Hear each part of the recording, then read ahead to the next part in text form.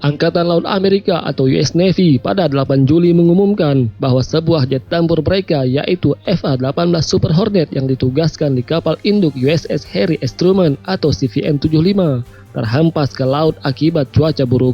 Pesawat dari Carrier Air Wing atau CVW-1 terhempas dan tenggelam saat CVN-75 sedang melakukan pengisian bekal ulang di Laut Mediterania. Akibat insiden ini, seorang personel di atas kapal mengalami luka ringan. Pelaut tersebut dalam kondisi stabil dan diharapkan segera pulih sepenuhnya.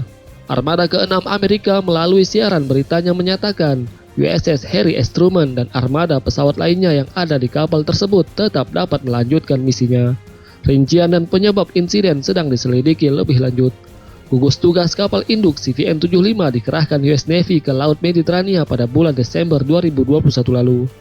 Pengerahan kapal induk kelas USS Nimitz ke kawasan tersebut karena kekhawatiran terhadap meningkatnya penumpukan pasukan Rusia dan peralatan militernya di sepanjang perbatasan dengan Ukraina. Rusia kemudian meluncurkan invasi skala penuh ke Ukraina pada 24 Februari 2022 lalu. Sejak itu, CVN-75 telah mendukung pelatihan dan penerbangan patroli di Eropa Timur, serta berlayar di Laut Ionia dan Adriatik. USS Harry S. Truman diperkirakan akan tetap berada di Laut Mediterania hingga Agustus mendatang. Kapal induk yang beroperasi sejak 7 September 1996 ini juga ikut ambil bagian dalam latihan gabungan negara-negara NATO dengan sandi Neptune Strike 2022 yang digelar pada akhir Januari 2022, 3 pekan sebelum invasi Rusia ke Ukraina dilancarkan.